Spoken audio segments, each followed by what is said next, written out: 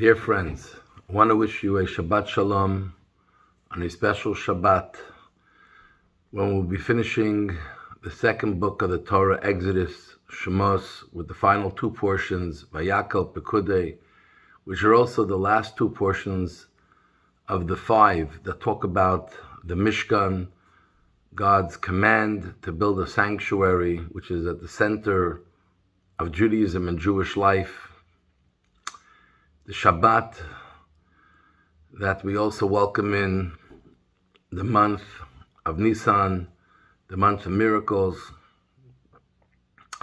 And what's very interesting is in the portion that it talks about the Jewish people who got the command from God to donate and then put together the Mishkan, and Moshe, who brought the command from God, did not do it himself, but actually he appointed two people, Bezalel from the tribe of Yehuda and someone from the tribe of Dan. And they were the architects who brought God's vision to reality.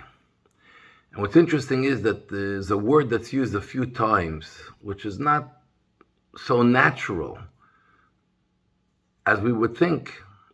And it refers to these people who were putting together the Mishkan as V'chol Chacham Lev, all the wise-hearted. Usually we talk about wisdom as intellectual. Heart is emotional. Why here do we mix them as the wise-hearted? Either they were wise or they were good-hearted or very dedicated and committed. What is the wise-hearted?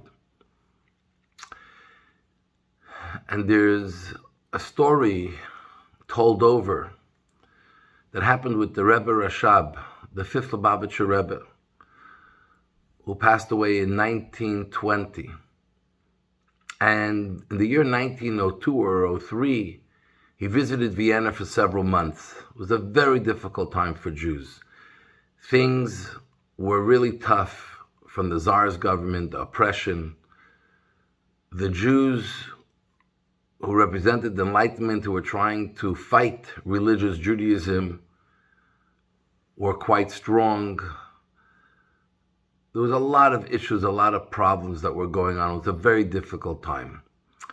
And the Rebbe Rashab went to spend a few months in Vienna. While he was there, he met with Sigmund Freud, the famous professor.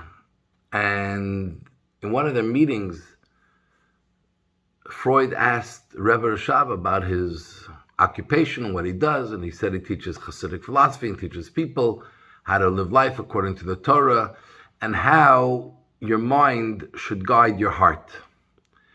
And Freud questioned, he said, it's impossible. The mind and the heart are like two pieces of land with a wide sea in between them. The mind has its own trajectory and the heart has its own trajectory.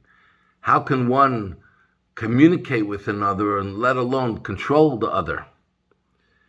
And the Rebbe Rashab said that our job is to create the bridge that will connect the mind to the heart and allow the mind to control and guide the heart in its behavior.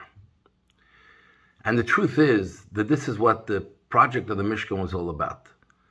Building the tabernacle was about bringing the Torah, which God had just given to the Jewish people of Mount Sinai, the guidance of the world, the wisdom of the world, and for the world, to reality, by creating an abode, a physical domain for God. And in this physical domain, we brought animals, which either we bring animals to our home to eat, to use for our work, and here we're bringing it to serve to God.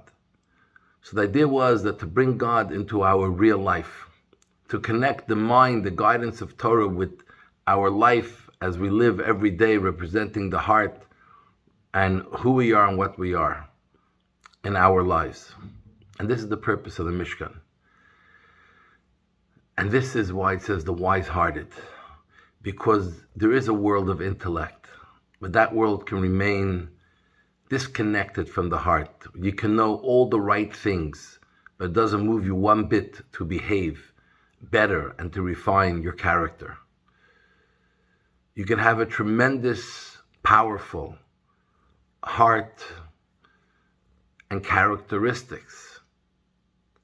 But if unguided, they can become very destructive, as we see every day in life.